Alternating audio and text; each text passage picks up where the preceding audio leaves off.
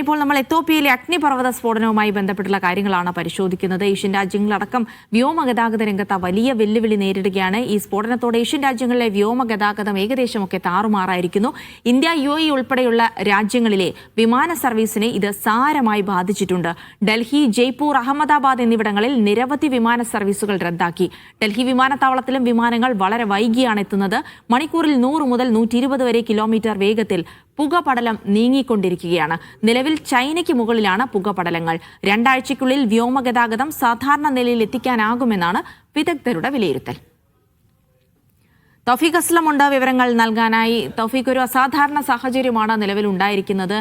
ഒരുപാട് വിമാന സർവീസുകളെ ഇത് ഇന്ത്യയിലടക്കം ബാധിക്കുന്നുമുണ്ട്. നിലവിൽ ഇപ്പോൾ രാജ്യത്ത് ഇതുമായി ബന്ധപ്പെട്ട ഏതൊക്കെ സർവീസുകൾക്കാണ് നിലവിൽ പ്രശ്നമുള്ളത്?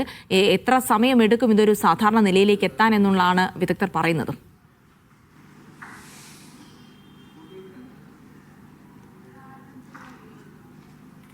അജിൽസി, ഇന്ത്യയിൽ നിന്നുള്ള സർവീസുകളെ ഇത് കാര്യമായി തന്നെ കഴിഞ്ഞ ദിവസങ്ങളിൽ ബാധിച്ചിരുന്നു. പ്രധാനമായും ഡൽഹി, ജയ്പൂർ, അഹമ്മദാബാദ് തുടങ്ങിയ വിമാനത്താവളങ്ങളിൽ നിന്നുള്ള സർവീസുകളെയാണ് ഇത് ബാധിച്ചത്. ഇതുമൂലം നിരവധി യാത്രക്കാരാണ് വിമാനത്താവളങ്ങളിലടക്കം കുടുങ്ങിപ്പോയത്. നിലവിൽ ഈ പ്രശ്നത്തിനൊരു പരിഹാരമായി വരുന്നുണ്ട് എന്നുള്ള വിവരങ്ങളാണ് ഇപ്പോൾ കിട്ടുന്നത്. പ്രധാനമായും വലിയ പൊടിപടലങ്ങൾ നിറഞ്ഞിരുന്ന സ്ഥലങ്ങളിൽ നിന്നും അതിപ്പോൾ നീങ്ങി തുടങ്ങിയിട്ടുണ്ട് എന്നുള്ള വിവരങ്ങൾ കൂടി ഇപ്പോൾ പുറത്തു വരുന്നുണ്ട്. എന്നാൽ അത് പൂർണ്ണമായും നീങ്ങിയിട്ടില്ല. അത് പൂർണ്ണമായും നീങ്ങിയാൽ മാത്രമേ പൂർവ്വസ്ഥിതിയിലേക്ക് സർവീസുകളെ മാറ്റാനായി സാധിക്കുകയുള്ളൂ. ചില വിമാനങ്ങൾ ഇതിനോടകം തന്നെ റൂട്ടുകൾ മാറ്റിയാണ് ഇപ്പോൾ സർവീസ് നടത്തുന്നത് എന്നതുകൂടി വിമാന കമ്പനികൾ ഇപ്പോൾ അറിയിച്ചിട്ടുണ്ട്. ഒപ്പം ഈ അന്തരീക്ഷത്തിലൂടെ വിമാന സർവീസ് നടത്തുമ്പോൾ പലതരത്തിലുള്ള അപകടങ്ങൾക്ക് സാധ്യതയുണ്ട്. അതുകൊണ്ടാണ് ഈ വിമാന സർവീസുകളെല്ലാം പൂർണ്ണമായും റദ്ദാക്കാനായിട്ട് കമ്പനികൾ തീരുമാനിച്ചിരിക്കുന്നത്.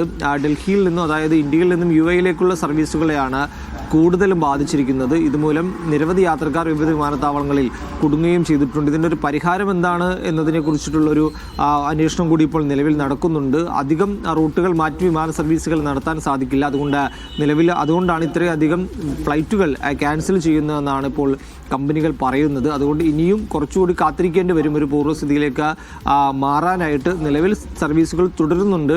ചുരുക്കം ചില സർവീസുകൾ മാത്രമാണ് നടത്തുന്നത്. കാരണം ഈ പുകപടലം പൂർണ്ണമായും പോയിട്ടില്ല. ഇതിനുശേഷം അത് പൂർണ്ണമായും മാറിയതിനു ശേഷം മാത്രമേ ഈ സർവീസുകൾ പൂർവ്വസ്ഥിതിയിലേക്ക് മാറ്റാൻ സാധിക്കുകയുള്ളൂ എന്നാണ് അറിയിച്ചിരിക്കുന്നത്. ഡൽഹിയിൽ നിന്ന് സർവീസ് നടത്തുന്ന വിമാനങ്ങൾ ഇന്നും ചില വിമാനങ്ങൾ ക്യാൻസൽ ചെയ്തതായിട്ടുള്ള വിവരങ്ങളാണ് ലഭിക്കുന്നത്.